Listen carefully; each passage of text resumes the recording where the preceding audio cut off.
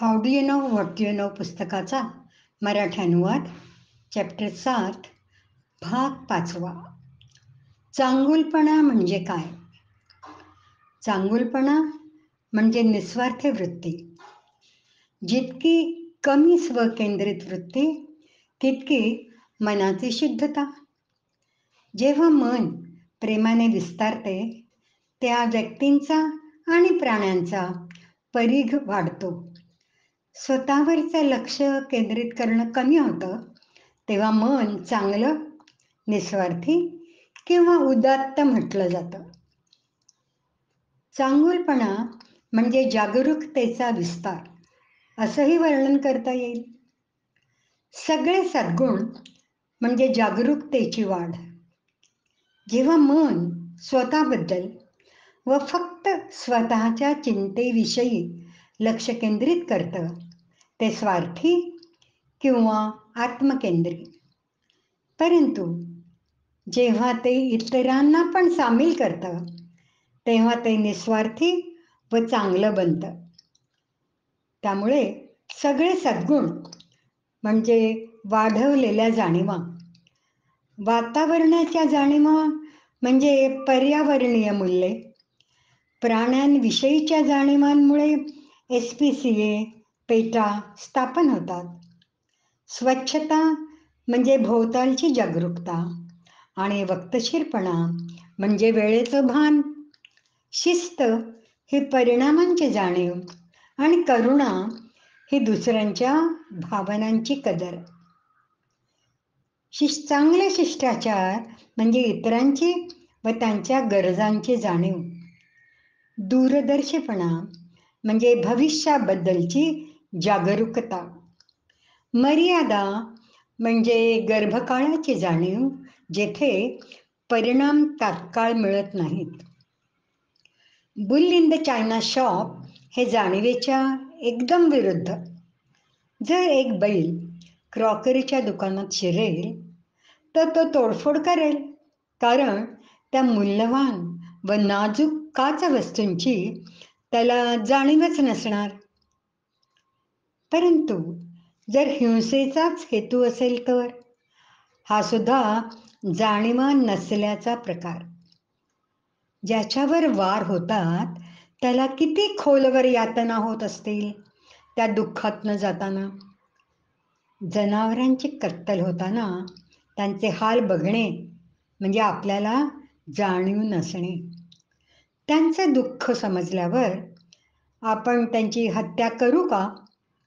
जशा जाणीवा वाढतात तसं सदाचरण विस्तारतं. म्हणून गीतेत सांगितलं आहे, ज्ञान हे सर्वोत्तम शुद्धीकरण. चांगुलपणा किंवा जाणीव ही तुलनात्मक असते, त्याची पायरी असते. माणसं जास्त सदाचारी किंवा कमी सदाचारी असू शकतात, निदान जोपर्यंत ते आत्मसाक्षात्कारी होत नाहीत. जेव्हा एक कृती स्वार्थपणाशी तुलना करताना चांगली ठरू शकते, तीच कृती निस्वार्थी बरोबर तुलना करताना वाईट ठरू शकते. निव्वळ कुटुंबाची काळजी घेणं हे केवळ स्वतःची काळजी घेण्यापेक्षा निस्वार्थी, परंतु देशाची काळजी घेण्याच्या तुलनेत स्वार्थी. जाणीवा वाढल्यावर सर्वत्र प्रेमच दिसते. भगवंत गीतेत सांगतात, चांगुलपणाची अग्निपरीक्षा म्हणजे अद्वेष्टा सर्व भूतानां, कोणाबद्दलही द्वेष नसणे. आपण किती जणांवर प्रेम करतो हे नाही, तर कोणा एकाचा तिरस्कार करतो हे महत्वाचं. साखळीची शक्ती ही तिच्या कमकुवत दुव्यात आहे. कोणत्या कारणाने आपल्यात द्वेष उत्पन्न होईल? जेव्हा कमीत कमी कारणाने आपण त्रस्त होतो तेव्हा चांगुलपणाचा अभाव दिसतो. आपल्यातील कमीत कमी चांगल्याकडे ही सहनशक्ती कमी असते.